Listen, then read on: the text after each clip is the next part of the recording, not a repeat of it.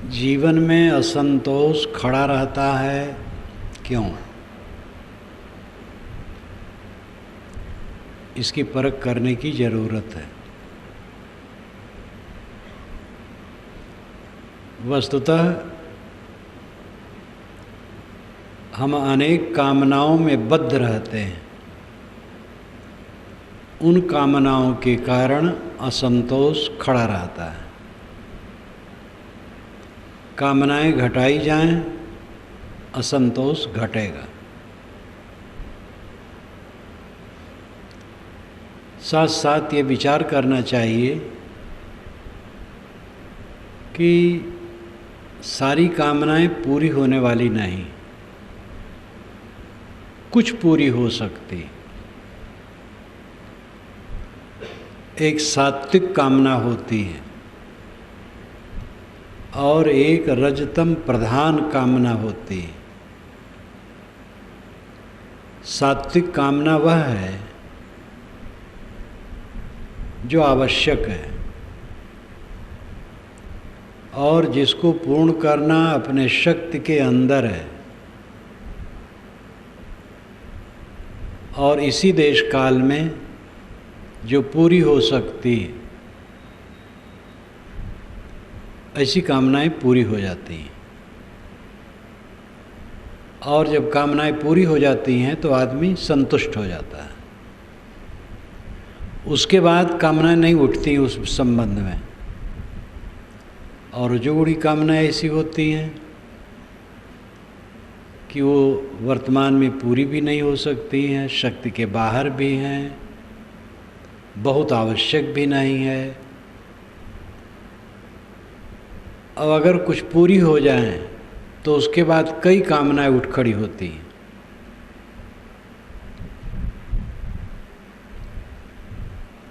और ऐसी कामनाओं के चक्कर में आदमी सदैव जलता रहता है। जीवन में कामनाओं की ज़रूरत है।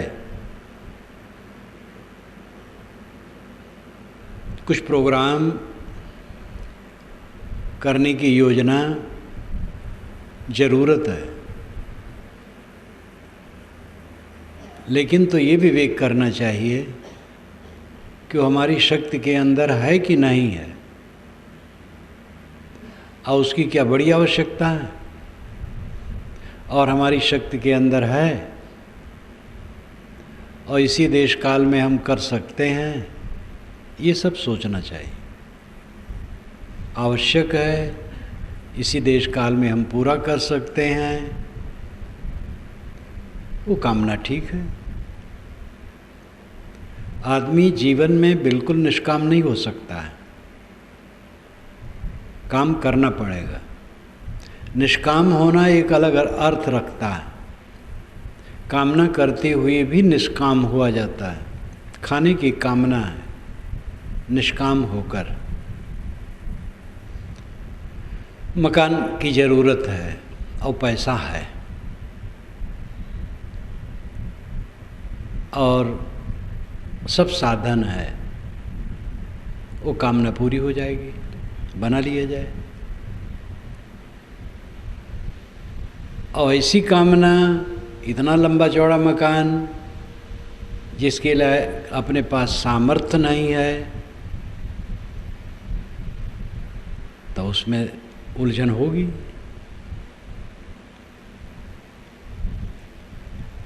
जीवन ऐसा है, केवल अध्यात्म में इसको नहीं गुजारा जा सकता है। व्यवहार सामने है सबके, लेकिन केवल व्यवहार जीवन में रहे, वो कौन सा जीवन है? व्यवहार हमारा अध्यात्म के लिए है,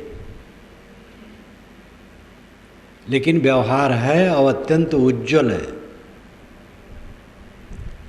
मतलब चाँद सूरज की तरह साफ है, उसको ओझल नहीं किया जा सकता है, नज़रअंदाज नहीं किया जा सकता है। बस विवेक पूर्वक उसका प्रयोग होना चाहिए। आदमी आवश्यक वस्तुओं के अभाव में कम दुखी हैं, बेसमझी से और मन की लालसाएं बढ़ा करके दुखी। कुछ लोग हैं आज के ज़माने में भी, कुछ लोग हैं कि जो आवश्यक वस्तुओं के अभाव से दुखी है। भारत काफ़ी उन्नत हुआ है, विदेश के लोग भी झुकने लगे हैं।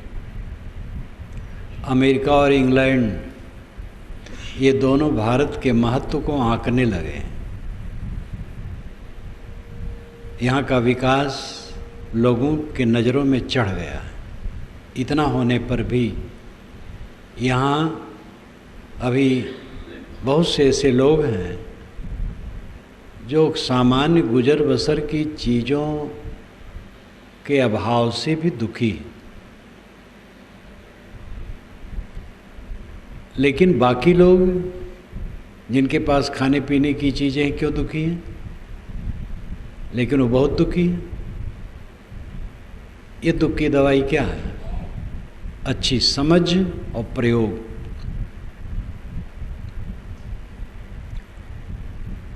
प्राणी पदार्थों और परिस्थितियों की कामना होती है। प्राणी पदार्थ परिस्थित, अनुकूल प्राणी पदार्थ परिस्थितियों की कामना होती है। इस तिगड्डे में हर इंसान फंसा है, प्राणी पदार्थ और परिस्थिति। प्राणी कहते हैं सचैतन्य को, पदार्थ कहते हैं अचैतन्य को, और प्राणी पदार्थों की विशेष अवस्था को परिस्थिति कहते हैं। इसमें जितने लोग बैठे हैं सब प्राणी हैं, और जो बिस्तर है, लाउड स्पीकर है, पंखे हैं, दीवारें हैं, ये सब पदार्थ हैं।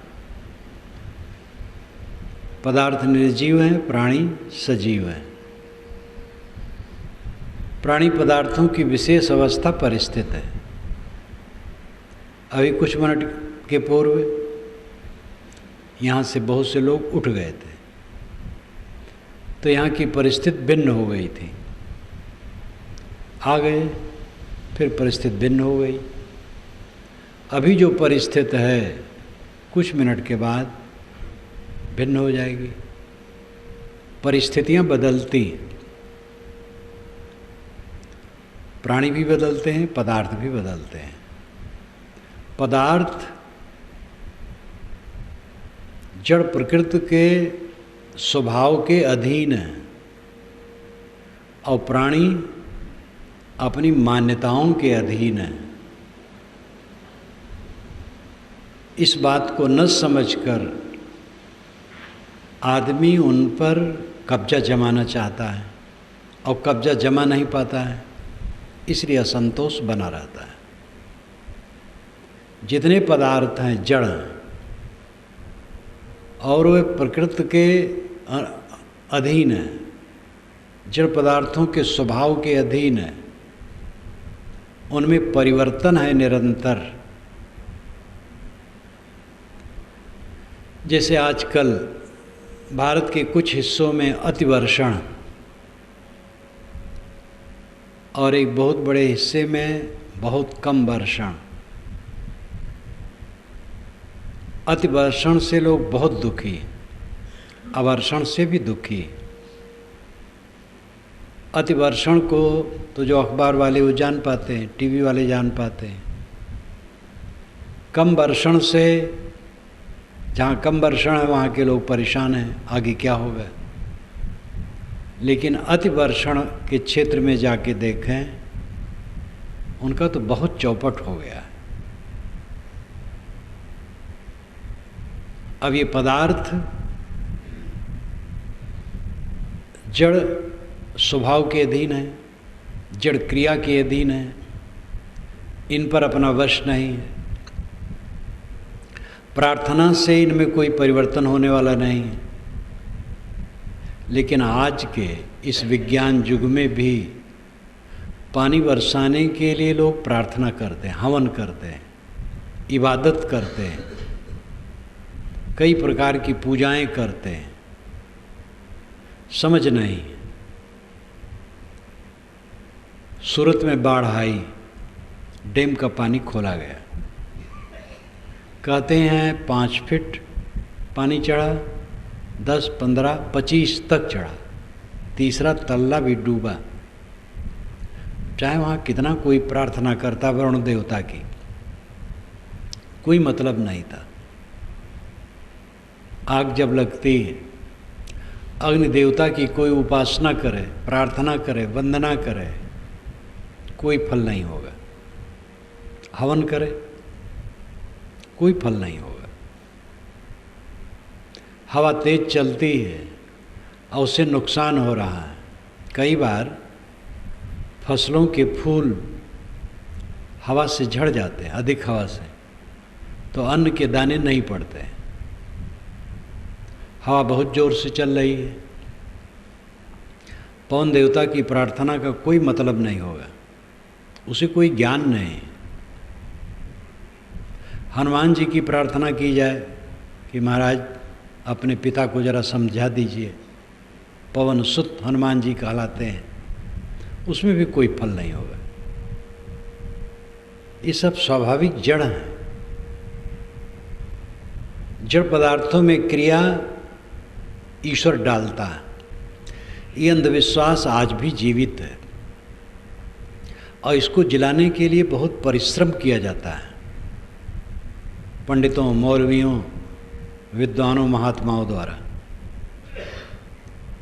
विज्ञान का उजाला आने न पाए, इस पर बड़ा गौर रखा जाता है, क्योंकि अलौकिकता का जंजाल फैला करके ही मनुष्य को कमजोर बनाया जा सकता है। हमारे गुरुजी अलौकिक है, जो चाहे सो कर सकते हैं। अभी एक सज्जन आए थे तो हमारे एक साधु से कहे कि हमारे गुरुजी तो ऐसे हैं, सूरज से कह दें तो वहीं खड़ा हो जाएगा वो।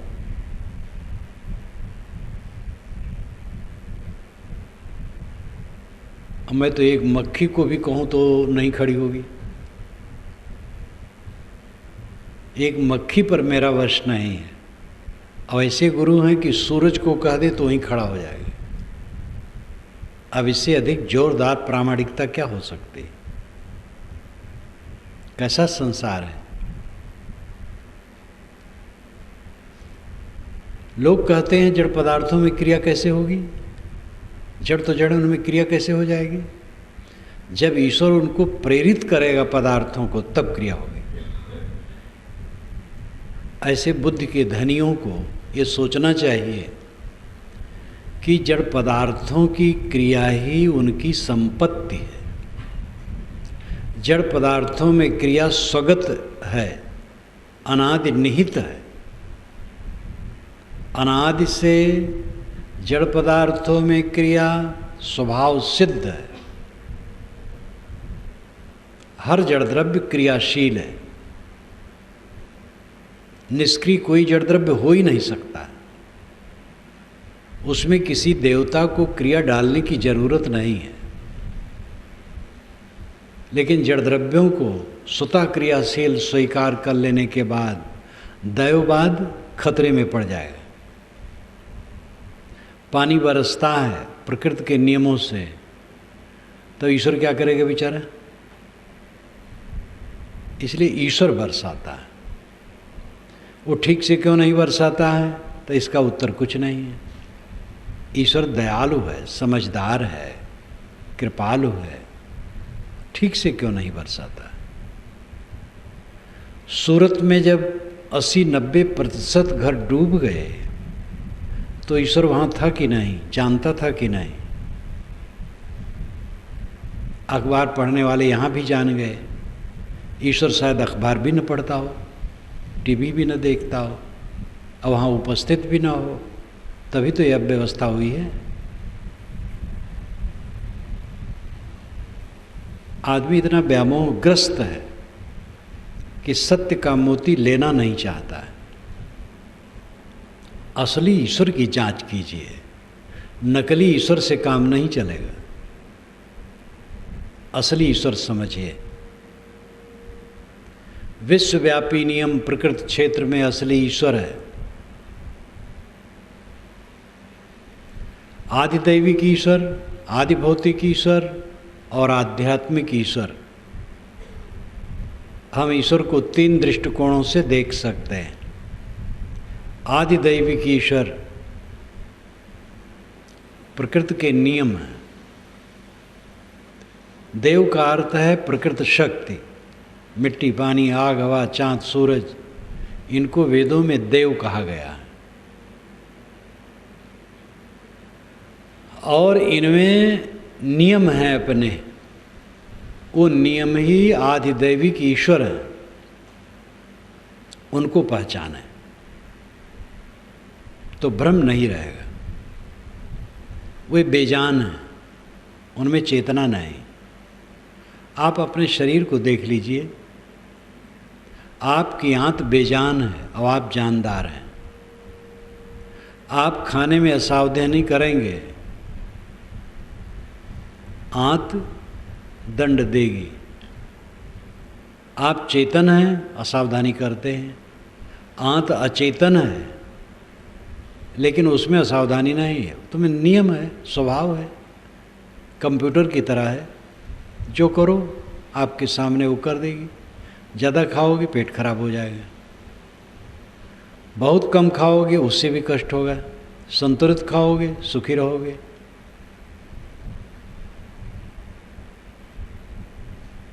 इस तथ्य को समझने की आवश्यकता है। प्रकृति के नियमों को समझें। प्रकृति के नियम आदिदैविक ईश्वर हैं और आदिभौतिक ईश्वर प्राणियों का समूह। भूत नाम प्राणी, आदि कहते आधार को। आदिभौतिक, भूत जिसका आधार हो वो आदिभौतिक है। भूत नाम प्राणी। भूत के कई अर्थ होते हैं। भूत का अर्थ जड़ तत्व भी है, मिट्टी, पानी, आग, हवा। भूत का अर्थ बीता समय है। भूत का अर्थ सत्य है, सत्य को भी भूत कहते हैं। तादात्मता को भी भूत कहते हैं। ब्रह्म भूत हो गए यानी ब्रह्मलीन हो गए।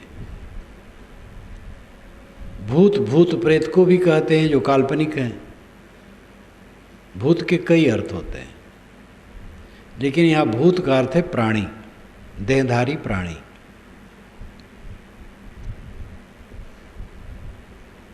प्राणी जिसका आधार हो वो आदिभौतिक ईश्वर है।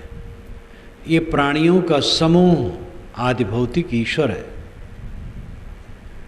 प्राणियों के समूह को ईश्वर समझें, किसी प्राणी को कष्ट न दे।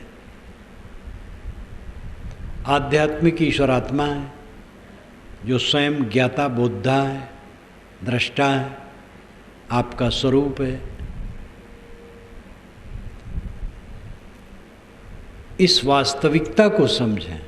एक जादूगर ईश्वर कहीं बैठा है, प्रार्थना करो सब काम बना देगा, इस धोखे में मत बिताओ।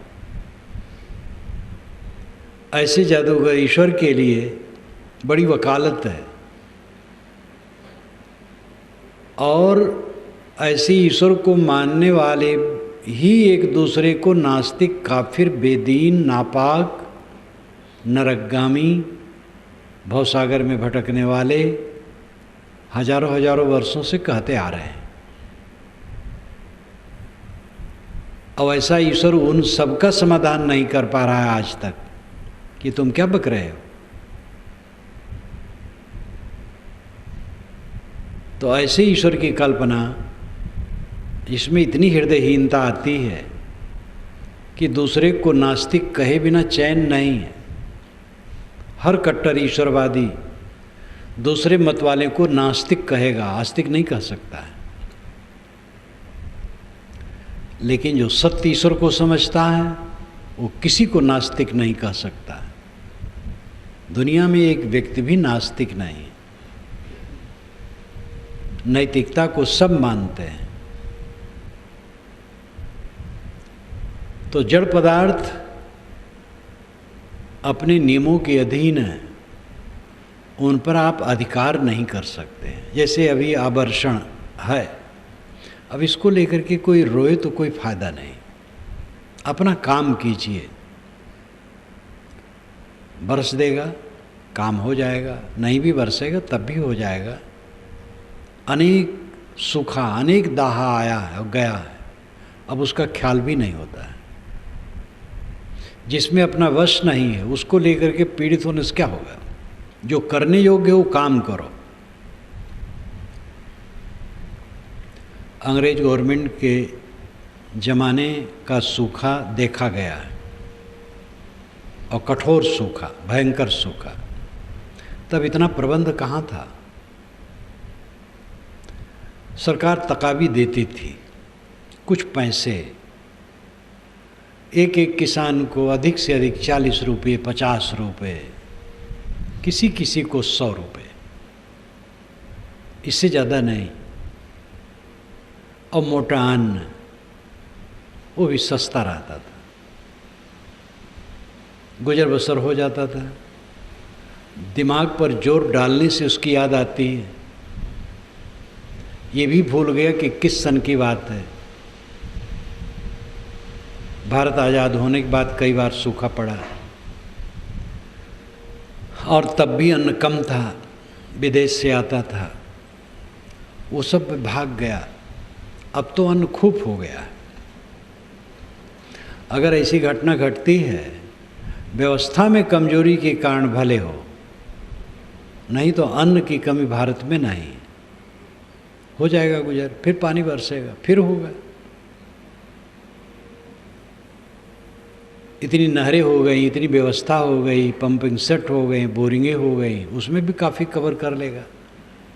जो करने योग्य वो करना चाहिए, चिंतित होने से क्या फ़ायदा होगा? दाहा जहाँ हो गया उसमें भी रोने से क्या होगा? जो नियम हैं प्रकृति के, उन पर किसी का अधिकार नहीं, और उसके लिए भावुक बन करके प्रार्थना करने के चक्कर में समय और शक्ति नष्ट न करो। पुरुषार्थ करो, श्रम करो, काम करो, रचनात्मक काम करो। पदार्थ जड़ पदार्थों के नियमों के अधीन है, उन पर आपकी सुव्यवस्था नहीं। इस चीज़ को समझें। प्राणी मान्यताओं के अधीन है, उन पर भी आपकी सुव्यवस्था नहीं। आपका प्यारा से प्यारा भिन्न मान्यता है, आपके मन के अनुकूल वो सर्वथा नहीं भी कर सकता है।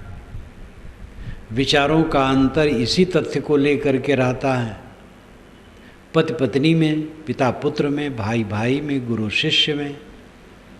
गुरु शिष्य का एक सिद्धांत होते हुए, एक रहनी के नियम होते हुए, कुछ संस्कार अलग हैं, कुछ विचार अलग हैं, स्वभाव अलग हैं, उसको आप क्या करेंगे?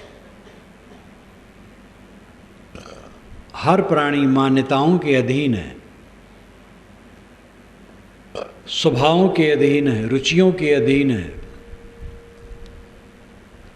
ऐसी व्यवस्था में रह करके आप सब कुछ अपने अनुकूल चाहेंगे तो असंतोष के अलावा क्या होगा?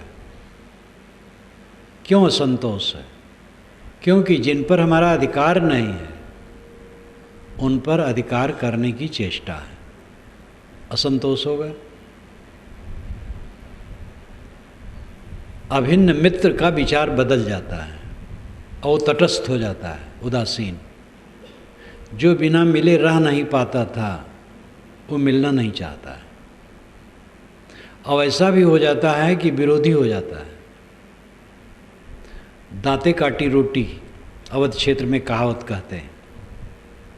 एक रोटी को एक मित्र ने दांत से काटा और उसी को दूसरा मित्र काटता है, इतना प्यार, दांते काटी रोटी मित्रता। लेकिन ऐसे मित्र विरोधी हो जाते हैं और सर काटने के तैयार हो जाते हैं। ऐसी भी घटना होती है। सर काटने की एक लाक्षणिक कथन है, केवल सर ही काट देना सर काटना नहीं है, विरोध करना सर काटना है। पदार्थ जड़ द्रव्यों के स्वभाव के अधीन है, प्राणी अपनी मान्यताओं के अधीन है, और इन्हीं के बीच में अनुकूल परिस्थितियां समय समय से निर्मित होती हैं और बिगड़ती हैं। ऐसी हलचल में आप बैठे हैं और बिल्कुल उनकी आशा बनाए हरदम बैठे हैं, तो असंतोष ना होगा तो क्या होगा? इस पर विचार करें। परिवर्तन को कोई रोक नहीं सकता है। अबाध गति से प्रकृति में निरंतर परिवर्तन होता, उसको स्वभाव ही है परिवर्तन। द्रव्य और गति ये अभिन्न है। जो कहते हैं कि जड़ द्रव्य में गति कैसे हो सकती बिना ईश्वर के गति डाले? जब ईश्वर गति डालेगा तब उसमें गति होगी। जड़ तो गतिहीन है। ये जो हवा इस समय पूर्वी चल रही है, बंगाल तरफ से ईश्वर ढकेल रहा है, और जब पश्चिमी चलने लगेगी तो पंजाब चला गया होगा, ईश्वर वहाँ से ढकेलेगा। इतनी अकल आज जमाने में भी जो नरक है, क्या समझदार है? हवा चलने के अपने नियम हैं, उनके अपने दाब हैं, उससे हवा के रुख में परिवर्तन होता है।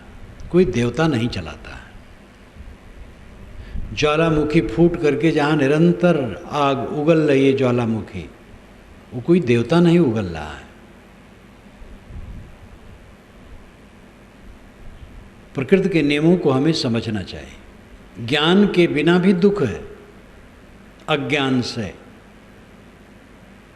और फिर हमारा प्रलोभन, मिथ्या विश्वास, वो हमें कष्ट देता है। प्राणी पदार्थों से सुख पाने की जो लालसा है, असंतोष का कारण है। प्राणी पदार्थों में व्यवहार करना चाहिए। जो प्राणी पदार्थ मिलते हैं उसमें हमें व्यवहार करना चाहिए, विवेक युक्त देख करके बर्ताव करना चाहिए। उनसे कामना नहीं करनी चाहिए। जो आपको आवश्यक है वो स्वयं होगा। आप परिवार या समाज में हैं, अब अपनी योग्यता और शक्ति के अनुसार श्रम कीजिए, सेवा कीजिए, भोजन अपने आप आपको मिल जाएगा। हम लोग इतने लोग बैठे हैं, सब भोजन थोड़े बनाते हैं और सब भोजन खाते हैं और कुछ करते हैं। यहाँ तो मानो आगंतुक आए हैं कुछ दिन के लिए, ध्यान के लिए, लेकिन जो यहाँ रोज रहते हैं तो सब भोजन तो नहीं बनाते हैं और सब भोजन करते हैं। सब सफाई तो नहीं करते हैं, लेकिन सफाई का लाभ सबको मिलता है। सब पुस्तक तो नहीं लिखते हैं, लेकिन पुस्तक बाँचने का लाभ सबको मिलता है। तो ये सहयोग है एक दूसरे का। आप अपनी श्रेणी, योग्यता, शक्ति के अनुसार काम करते रहिए, गुजर बसर होता रहेगा। लेकिन जो चौधराना गांठने की चेष्टा है, मलकई, बड़े हम हैं, हमें लोग बड़ा माने, और जो हम कहें वही करें, उसमें कोई विचार भी न चाहे कि और कोई कुछ सोच ले, और जैसे हम कहें तैसे सब उठे बैठें, हमारी उंगली पर नाचें, सारी सुविधाएं हमें मिलें, ये तृष्णा कभी संतोष लेने नहीं देगी। एक छोटा बच्चा भी, उसको भी अभिमान है अपने आप का। यहाँ छोटा बड़ा कौन है? मर्यादाएं हैं, उम्र की मर्यादा और पद की भी मर्यादा, योग्यता की भी मर्यादा होती है। कुछ मर्यादाएं हैं, उन मर्यादाओं में बंध करके मर्यादा से रहना चाहिए। लेकिन जिसकी कम उम्र है उस पर हम अपनी बातों को लाद नहीं सकते। जो पद में हमसे छोटा है उस पर हम अपनी बात लाद नहीं सकते। इसलिए हमें विनम्र रहना चाहिए। बड़ा कहलाने वाला विनम्र रहे, छोटा कहलाने वाला विनम्र रहे। अंत में छोटा बड़ा बीच की बात है। साहब ने कहा है, ऊंच नीच है मध्य की बानी, एक है पवन एक है पानी। ऊंच नीच बीच की भाषा है। जीव स्वरूपतः समान है, सजाती है। सारे जीव की उम्र एक है, अनादि अनंत। उसमें छोटा बड़ा कौन है? देहधारी होने से उम्र का अंतर है, देह की उम्र का अंतर है। पिता को चाहिए पुत्र को छोटा मान करके अवहेलना न करे। गुरु को चाहिए शिष्य को छोटा मान करके अवहेलना न करे।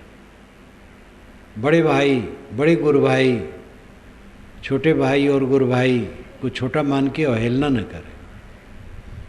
पति पत्नी की बात, अभी भी पुरुष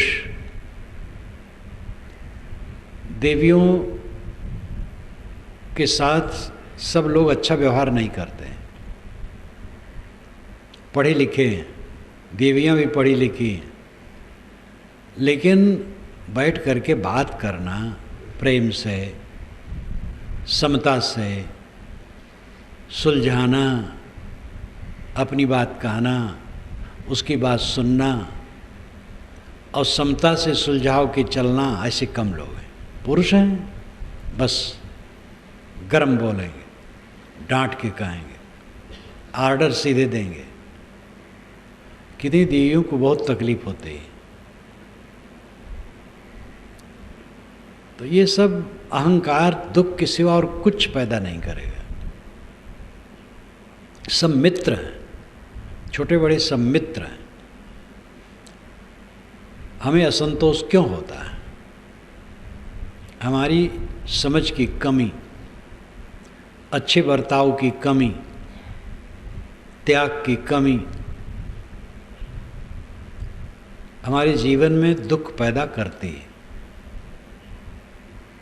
हम समझते हैं पैसे रुपए हो जाने से वह सुख मिल जाएगा जो निर्मल है, एकांतिक है, स्थिर है, जिसमें दुख का लेश भी नहीं है।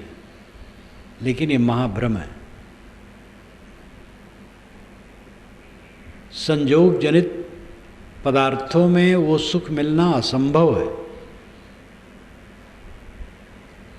किसी भी बड़ी लौकिक उपलब्धि के पहले आकर्षण तो उसमें होता है, अविवेकवश, कि जब ये हो जाएगा बस खूब आनंद कंद हो जाऊंगा। लेकिन इच्छित वस्तु के प्राप्त होने के बाद उसकी पोलपट्टी सामने आ जाती है। वही निराशा, वही असंतोष, वही पीड़ा। नवयुवक पढ़ता है, योग्य है, तेज बुद्धि है, उत्तम श्रेणी में पास होता है, लालसा उसकी बढ़ती है, कलेक्टर कमिश्नर होऊंगा, एक सुंदरी वाला से विवाह करूंगा, खूब पैसा कौड़ी होगी, बंगला, कार, ऐश्वर्य, प्रतिष्ठा, शासन, फिर क्या पूछना, आनंद कंद हो जाऊंगा। एक तो ऐसा सोचने वाले सब लड़के ऐसी अवस्था में पहुँचते नहीं। कहीं छोटी मोटी नौकरी मिल गई, कहीं 200-400 किलोमीटर दूर फेंक दिए गए, एक छोटा सा कमरा ले करके किराया रह रहे हैं, पका खा रहे हैं, या कहीं होटल में जाके खा आते हैं, किसी प्रकार निभा रहे हैं। कुछ लोग कलेक्टर कमिश्नर भी हो जाते हैं, लेकिन कलेक्टर कमिश्नर से जाके पूछो वो कितने सुखी।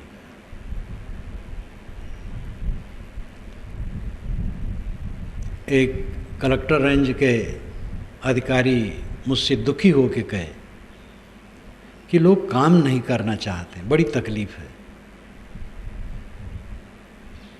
जितने वर्कर हैं, छोटे छोटे अफसर हैं, काम नहीं करना चाहते। वे आदमी बहुत अच्छे हैं, स्वयं काम करते हैं, दूसरे काम नहीं करना चाहते हैं। उनकी वेदना को मैंने कई बार देखा, कई बार वो मिले तो एक ही पीड़ा बतावें, तनख्वाह तो बढ़ गई है, काम घट गया है। सरकारी नौकरी पा जाने पर तो लोग समझते हैं पेंशन है, पेंशन मिल गई अब। तो ये दुर्भाग्यपूर्ण है। असंतोष उपलब्धियों के बाद ज्यों का त्यों बना रहता है। इच्छित उपलब्धियों के बाद भी असंतोष ज्यों का त्यों बना रहता है। किसी जवान को पुत्र न हो और 10 वर्ष हो गए हों विवाह हुए, तो पुत्र का स्वप्न देखता है, और पुत्र हो जाएगा फिर क्या पूछना है। पुत्र हो जाने के बाद कदाच पुत्र हो गया, थोड़े दिन में उसका असंतोष बराबर आगे बढ़ता चला जाता है। ये असंतोष की दवाई लौकिक उपलब्धि नहीं है, मूल में ही सोचना असंतोष क्यों, क्योंकि समझ सही नहीं। हम ऐसी वस्तुओं पर अपना मन निर्भर करते हैं जो हर समय गतिशील है, जो एक क्षण रुकती नहीं, बदलती रहती। उसमें हमारी सुवस्था नहीं। उनके उपभोग के बाद और तृष्णा बढ़ती है, असंतोष बढ़ता है, दुख बढ़ता है। उसी परिवर्तनशीलता में मृत्यु जो सबसे भयावह है, वो सामने खड़ी रहती है। जहाँ ज़्यादा प्रेम होता है उसके मरने का भय तो स्वाभाविक लोगों को बना रहता है। प्रिय पुत्र, प्रिय पति, प्रिय पत्नी, प्रिय भाई, जो भी प्रिय है, ज़्यादा कामकाजी। इंदिरा गांधी ने एक बार बहुत बढ़िया बात कही थी, वो सबकी बात है कि जो लोग मरने वाले के लिए रोते हैं, उनके लिए थोड़े रोते, अपने लिए रोते हैं, क्योंकि उनको सुविधा थी उनसे और सुविधा छिन गई। ये बात सबकी है, लेकिन याद आई, उन्होंने कहा था, अखबार में एक बार पढ़ा था। अच्छी बातें तो सबके दिमाग में आती हैं, सभी कहते हैं। घर में एक ऐसा व्यक्ति हो जो निकम्मा हो, मर जाए, कोई परेशानी नहीं होती। और अगर वो ज़्यादा परेशान करने वाला हो तो खुशी होती है। अपना ही पुत्र हो, खाट पर पड़ा हो, डॉक्टर ने कह दिया हो ये खड़ा नहीं होगा आप, और आप लोगों को सेवा इसके जीवन भर करना पड़ेगा। उठाना, बैठाना, टट्टी कराना, उसकी टट्टी धोना, उसके मुख में ग्रास डालना, सब कुछ करना पड़ेगा। ऐसे पुत्र को माँ बाप भी चाहेंगे अब ये न रहे तो अच्छा है। तो इस परिवर्तनशीलता को कौन रोक सकता है? भय बना रहता है, प्रिय छूट न जाए। प्रिय कब तक है? वो कामकाजी, कामकाजी ना हो, प्रिय नहीं रहेगा। इसलिए सारी प्रियता का केंद्र कहाँ है? आत्मा में। हम सबको प्रिय क्यों देखना चाहते हैं? क्यों देखते हैं?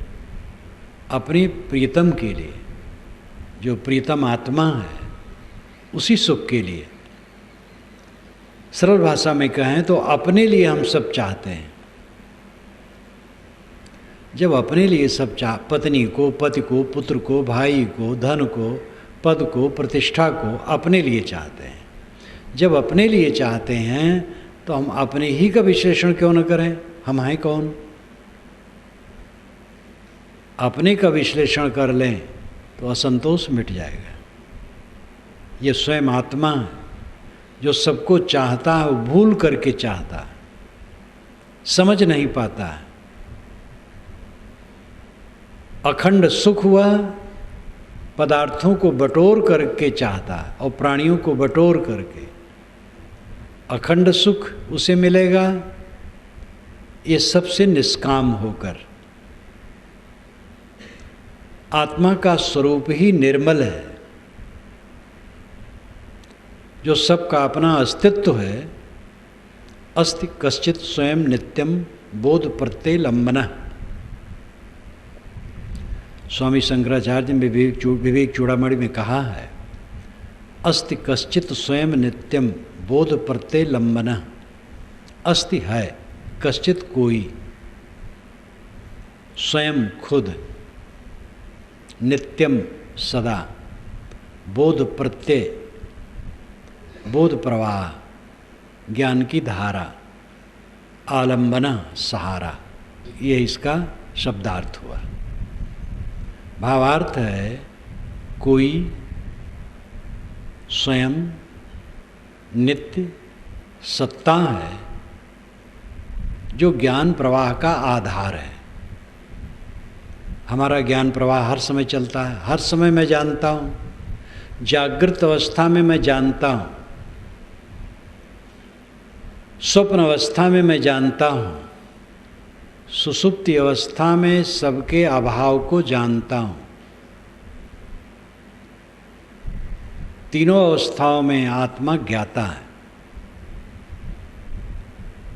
ये ज्ञान का आधार कोई एक निश्चित स्वयं सत्ता है। इस आदि मंत्र का यही अर्थ है। काम भर के सारे शब्द स्वामी जी ने इसमें दिया है। अस्ति है कश्चित कोई, स्वयं खुद, नित्यम सदा। कोई नित्य स्वयं सत्ता है जो ज्ञान का आधार है। वो कौन है? वही आप है। आप स्वयं ज्ञान के आधार हैं, स्वयं जनैया हैं, ज्ञान स्वरूप हैं। आपके स्वरूप में कोई तकलीफ नहीं है, आपके अस्तित्व में कोई तकलीफ नहीं है। हम अपने पद से उतरते हैं, अपने को मान लेते हैं देह, फिर अपना एक नाम मान लेते हैं, फिर इसके सुख दुख की कल्पना में पड़ जाते हैं, फिर उसमें चिपक जाते हैं, बस दुख शुरू हो जाता है। शरीर ही में नहीं हूँ, शरीर का नाम मेरा कहाँ है? नाम रूप झूठे। शरीर की यात्रा चलती रहेगी, चिंता मत करो। इसके नाम रूप झूठे, मेरा स्वरूप तो बिल्कुल निर्मल है, शुद्ध है, नर नारायण रूप है। तू जन जाने दे। ये कबीर साहब की आदि साखी। स्वामी शंकर का आधा श्लोक मैंने कहा था, ये कबीर साहब की आदि साखी है। नर नारायण रूप है, तू जन जाने दे। तू नारायण है, दे नहीं। अपने को समझ। आप में दुख का लेश भी नहीं। सबको अपने आत्मा का ठीक से परिचय करना चाहिए। आत्मज्ञान अध्यात्म के क्षेत्र में मुख्य विषय है। आत्मज्ञान, अपने को पहचानना।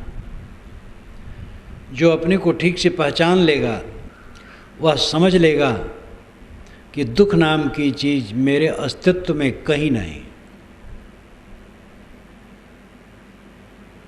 दुख एक भ्रम है। दुख क्या? सुख की कल्पना करके दुख पैदा होता है। अनादिकाल से स्वरूप के अज्ञान से विषयों में आसक्ति हो गई है, इसलिए विषयों में सुख की कल्पना है और उसको पाने के लिए हाथ पैर मारते रहते हैं और मिलती नहीं ये चीज़। सामान्य को नहीं, बड़े बड़े धनियों को नहीं मिलती। एक बार ऐसी छोटी सभा में गया था जहाँ करोड़पति लोग थे, 50-60 लोग रहे होंगे। डाबर, भंडारी, कोठारी, मारवाड़ियों के जो सरनेम होते हैं, किसी के चेहरे पर रौनक नहीं थी। और बात याद आई, गत बरस जब कलकत्ता से मैं लौटा था तो कई लड़के बंगाल के यहाँ कॉलेज में पढ़ते हैं, वो उसी में उनका रिजर्वेशन था। एक लड़के का तो मेरे सामने था, उसका मित्र सामने आके बैठ गया, ज़्यादा संवेदनशील था। उसने कहा, महाराज इस पूरे डिब्बे में आप लोग जो 2-3 हैं, इनके समान मैं किसी को प्रसन्न नहीं देखता हूँ पूरे डिब्बे में। हमने कहा, भाई ये तो आप समझे कुछ। कहे, आप लोग जितना प्रसन्न देखते हैं कोई नहीं दिख रहा, क्या कारण है? अब वो ऐसा रहा होगा, विचारक, चिंतक, सोचता होगा, परखता होगा। हम क्यों हरदम उदास बने रहते, दुखी बने रहते हैं? प्राणी पदार्थों की मान्यताओं का दाब हमारे दिमाग पर बना रहता है, इसे हरदम खिन्न, दुखी, असंतुष्ट। क्या हो जाएगा? कोई मर जाएगा, कोई नई बात है। प्रिय का वियोग हो जाएगा, अप्रिय का संयोग हो जाएगा, अप्रिय का संयोग होने के बाद वो भी वियुक्त हो जाएगा। बीमारी आ जाएगी, चली जाएगी, अपमान हो जाएगा, सम्मान भी आ जाएगा। इस सब में क्या रखा है? जब तक हम भौतिक धरातल से अपने मन को ऊपर नहीं उठाएंगे, तब तक ये अवसाद, ये पीड़ा, ये वेदना, ये असंतोष, ये दुख मिटेगा नहीं। 10 वर्ष के पूर्व आपको अपमान मिले थे, सम्मान भी मिले थे, अनुकूल प्राणी पदार्थ मिले थे और प्रतिकूल भी मिले थे। आज कुछ है? 20 वर्ष के पूर्व, 30 वर्ष के पूर्व, 50 वर्ष के पूर्व कल मिले थे, आज वो है। ट्रेन में हम बैठते हैं, प्रेमी मिल जाते हैं, व्यंग करने वाले मिल जाते हैं, दोनों छूट जाते हैं। यहाँ क्या रहता है? विचारों का प्रवाह चित्त में जब तक चलेगा नहीं, चित्त की काई कटेगी नहीं। इसी काई में पड़े सब सड़ रहे हैं सदा से। कोई नई बात जीवन में क्या किया आपने? सोचिए। खाया, रूप देखा, स्वाद में आनंद की कल्पना की, अनुकूल शब्द सुनने की चेष्टा की, काम भोग में उद्वेगित हुए, राग किए, द्वेष किए, कलह किए, पैसा जमा किए, खर्च किए, हानि को देखे, लाभ को देखे, अनुकूल को देखे, प्रतिकूल को देखे। नया काम क्या किए? नया काम एक ही है, अपने मन को भौतिक धरातल से ऊपर उठा लेना। ये सब पानी के बुलबुले की तरह बन करके मिट जाने वाले, स्वप्न की तरह खो जाने वाले, कुछ भी रहने वाला नहीं। जिस पर हम जीवन भर अपना अधिकार माने बैठे हैं, वो स्वप्न नहीं, सुसुप्त की तरह हो जाएगा। सपने की तो याद होती है, लेकिन जब शरीर छूट जाएगा तो इसकी याद भी नहीं होगी। इन विचारों को अपने चित्त में ला करके जब तक हम उसे इससे उबारेंगे नहीं, तब तक मन का असंतोष मिटेगा नहीं। पदार्थों, प्राणियों के प्राप्त होने से असंतोष मिटता नहीं है। अनुकूल प्राणी पदार्थ जब प्राप्त हो जाते हैं तो क्षणिक संतोष होता है और उसमें हम रम जाते हैं। और उसका परिणाम यह होता है कि दुख का और बीज बो लेते हैं। फिर जब वियुक्त होता है तब पीड़ा होती है। काम भोग में आदमी पड़ा तो उसको संतोष हो गया।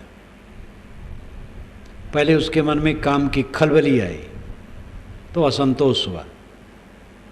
अब उसको लगा ये करने को मिले तो संतोष होगा। पुरुष है स्त्री को पाया, स्त्री है पुरुष को पाई तो संतोष हो गया। संतोष नहीं हुआ, वो असंतोष का बीज बोया। संतोष लगता है क्योंकि वृत्ति थोड़ी स्थिर हो जाती है, परंतु वही आसक्ति उसको और दौड़ाती है, वही अध्यास और खींचता है। दौड़ते दौड़ते कोई थक गया, बैठ गया, विश्राम करने लगा, आनंद आ गया, लेकिन वो दौड़ने के लिए ही विश्राम कर रहा है। जहाँ शक्ति आई फिर दौड़ेगा। भोग क्रिया में एक विश्राम की कल्पना हो जाती है, लेकिन दौड़ने के लिए आदमी मानो शक्ति भरता है। भोग क्रिया में लगने से विश्राम जैसा लगा,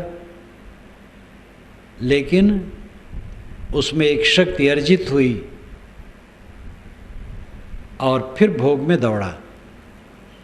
यही सदा से करता आया और भटकता आया। एक रस सुख चाहो तो विषयों से अपने को अलग करो, अपनी शक्ति और योग्यता के अनुसार जहाँ जो हैं उससे अपने को ऊपर उठाने की चेष्टा करें। बहुत रागी भोगी हैं, घटाव हैं। जो ज़्यादा साफ सुथरे मन के हैं और जीते हैं। जो काफ़ी ऊपर उठ गए हैं पूरा जीत लें। सबके लिए संभावनाएं हैं। और एक अत्यंत रागी व्यक्ति को भी ये काम करना है, आज चाहे कल चाहे परसों। भोग का मार्ग सुख का मार्ग नहीं, त्याग का मार्ग ही सुख का मार्ग है। गृहस्थी में आदमी क्यों फंसता है? क्योंकि वो समझता हम रह नहीं पाएंगे वैसे।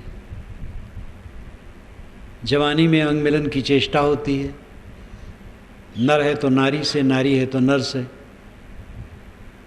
इस आकर्षण को वो मिटा नहीं पा रहा है, इसलिए गृहस्थ बना, उचित किया। परंतु अब तो देख लिया, जिसमें बड़ी लालसा थी वो तो देख लिया, एक बार, दो बार, चार बार, अनेक बार। अब तो समझ में आ गया, अपने को संभालने की जरूरत है। लेकिन वो धारा में बहने लगता है। क्या पाए उसमें?